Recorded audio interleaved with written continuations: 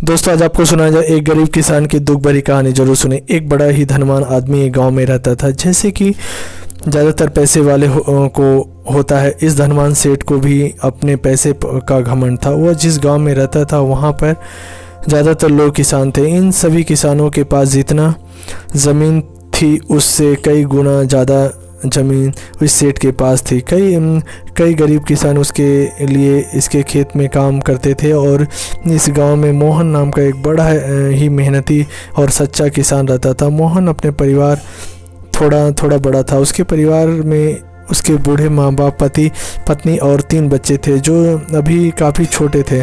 मोहन के पास ज़्यादा ज़मीन नहीं था, लेकिन जितना भी थी उसमें वह बड़ी मेहनत करता और अपने परिवार को पेट पालने लायक अनाज उगा लेता था। बाकी के किसान भी यह देख हैरान रह जाते कि कोई कैसे इतनी सी ज़मीन में इतना ज़्यादा फल उगा सकता है। एक वर्ष उस गांव में काफ़ी ज़्यादा बारिश हुई, जिसके चलते कई किसान की फसलें बर्बाद हो गई, जिससे एक मोहन भी था। वह मोहन धर्म संकट में पड़ गया क्योंकि उसके परिवार में उसके अलावा कोई और कमाने वाला नहीं और अपने परिवार को भूखा मरते हुए देख नहीं सकता था। वह जानता था कि इस गांव में अगर कोई उसकी मदद कर सकता है तो वह वही घमंडी सेठ है जिसने गांव के कई अन्य गरीबों किसानों को या तो कर्ज दिया है या तो अपने यहाँ काम पर रखा हुआ है।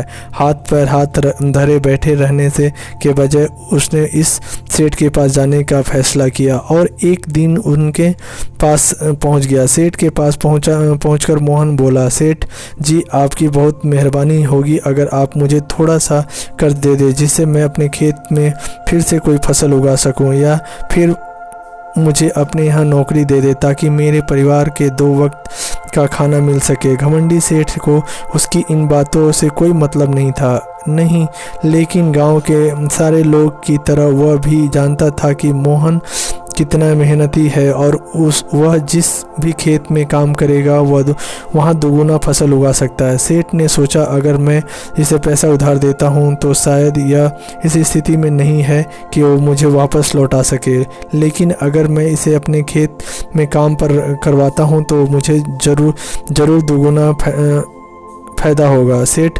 मोहन से बोला, देख भाई, पैसे तो मैं तुझे नहीं दूंगा। मेरे पास अभी खेतों में काम करने के लिए कई किसान पहले से मौजूद है, लेकिन तुझ पर तरस खाकर मैं तुझे खेत में नौकरी देता हूँ, पर मैं तुझे इसके लिए पैसा नहीं दूंगा। बाकी किसान को मैं 300 देता हूँ और मैं तुझे 200 ही दे पाऊँगा। मरता क्या नहीं करता। मोहन ने सेठ की शर्त मान ली और उसी दिन से सेठ के खेतों में काम करना शुरू कर दिया। 2 महीने के तक नियमित वह सेठ के खेतों में जाकर कड़ी मेहनत करता। देखते ही देखते 4 महीने का काम उसने अपनी मेहनत से 2 महीने में ही ख़त्म कर दिया। सेठ उसके काम से काफ़ी खुश हुआ, लेकिन वह कभी भी उसको नहीं जताना चाहता था। अब सेठ ने देखा कि उसके खेतों में काम अब ख़त्म हो चुका है। अगर वो मोहन को काम से निकाल देता है तो उसे 2 महीने के पैसे बच जाएंगे और तब सेठ ने मोहन को काम से निकालने का फैसला किया। एक बार सेठ को ये विचार भी आया कि इतनी मेहनती आदमी शायद उसे दोबारा ना मिलेगा, लेकिन उसे सोचा कि जब अगले साल काम आएगा तब उसे फिर से नौकरी पर रख लूँगा। आखिर इस गाँव में उसके अलावा और है ही कौन जिसके आगे ये लोग अपने हाथ फैलाएंगे। एक दिन सेठ ने मोहन को अपने पास बुलाया और उसे उस दिन पैसा दिया और साथ ही वह भी कह दिया कि कल से तुम को काम पर आने की ज़रूरत नहीं है। अब मेरे पास तुम्हारे लिए कोई काम नहीं बचा। जब मेरे पास काम आएगा तो मैं तुम्हें बुला लूँगा। यह सुनकर मोहन का दिल बैठ गया। पिछले 2 महीने की काम ही सही उसके बच्चों और परिवार के पेट में अन्न का दाना जा तो रहा था, अब वह क्या करेगा, यही सोचकर उसकी आंखों में आंसू निकल गए। मोहन ने सेठ के पैर पकड़ लिए और गिड़गिड़ाने लगा, सेठ जी, मुझे इस काम की बहुत ज़रूरत है, मुझे मत निकालिए। अपने मतलब से मतलब रखने वाले सेठ टस से मस ना हुआ। उसकी खरी खोटी सुनाकर मोहन को वहाँ से चलता कर दिया और मन ही मन 2 महीने का तनख्वाह बचाने की खुश होने लगा। अगले दिन जब सेठ सवेरे उठा और अपने आंगन में आया तो उसने देखा कि मोहन उसके आंगन में बैठा है। सेठ ने उसको पास बुलाकर पूछा कि क्या क्या हुआ, तुम क्यों यहाँ पर बैठे हो? मोहन बोला, सेठ जी मुझे वापस काम पर रख लीजिए, आप जानते हैं मेरे आर्थिक स्थिति कैसी है, थोड़ी दया कीजिए। लेकिन सेठ ने उसकी एक न सुनी और फिर एक बार उसे बुरा भला कहकर वहाँ से जाने के लिए कहा। बेचारा मोहन अपना सिर नीचे झुकाने के वहाँ से चल गया। अगले दिन फिर यही घटना दोहराई गई। मोहन फिर से सेठ के आंगन में बैठा था। सेठ ने फिर से उसको वहाँ से जाने के लिए कहा। यही घटना कई दिनों तक चलती रही। अब तो मोहन सेठ के हल्का ने पर वहाँ से नहीं जाता था, वहीं पर बैठा रहता था। एक बार सेठ ने पूछा लिया, तुम कैसे आदमी हो, मैं तुम्हारा इतना अपमान करता हूँ लेकिन तुम कोई फ़र्क नहीं पड़ता है। तब मोहन ने सेठ से कहा, बुरा तो बहुत लगता है सेठ जी, लेकिन जब घर जाता हूँ और भूख से बिलखते अपनी माँ और बाप और बच्चे को देखता हूँ तब यह अपमान मुझे कुछ भी नहीं लगता। इतना सब कुछ होने के बाद भी सेठ का दिल जैसे पत्थर का बना हुआ था। उसने मोहन को अभी तक काम पर नहीं रखा और न ही उसका ऐसा कोई इरादा था। एक दिन सेठ ने सोचा कि कुछ दिन के लिए किसी और गांव चला जाता हूं ताकि मोहन से पीछा छुटा सकूं। अगले दिन मोहन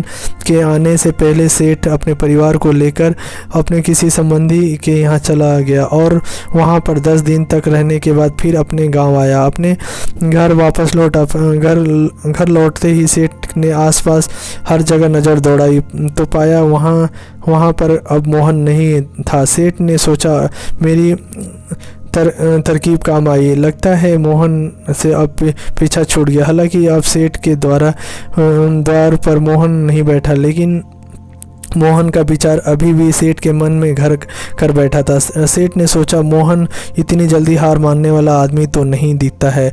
उसके साथ क्या हुआ होगा? क्या उसे कोई काम मिल गया होगा या फिर कुछ और?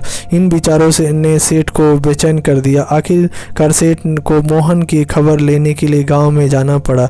सेठ को मोहन का पता नहीं मालूम था, इसलिए अड़ोस पड़ोस के अन्य किसानों से पूछने पर पता चला कि मोहन घायल हो चुका है और अपने घर में आराम कर रहा है। सेठ ने जब उसे घायल होने का कारण पूछा तो सेठ को पता चला कि जब सेठ अपना घर छोड़कर किसी और गांव में गया था तब बंद घर में देखकर कुछ चोर उसके यहाँ चोरी करने आए थे, जिनको रोकने की कोशिश करते हुए हाथापाई में मोहन को चोट आ गई। यह सब जानने के बाद सेठ का पत्थर दिल भी अब मोम की तरह पिघल गया। सेठ को अपने किए पर पछतावा होने लगा। सेठ ने अपने आपको याद दिलाया कि कैसे उसने एक शरीफ और सच्चे आदमी को ज़्यादा काम करवाया, फिर उसको पूरा पैसा नहीं दिया। जिसको गले से लगाना चाहिए था उसे ठोकर मारकर भगाता रहा। सेठ मोहन का घर का पता पूछकर उसके घर पहुंचा तो देखा मोहन की घर की हालत बहुत ख़राब है और उसकी परिवार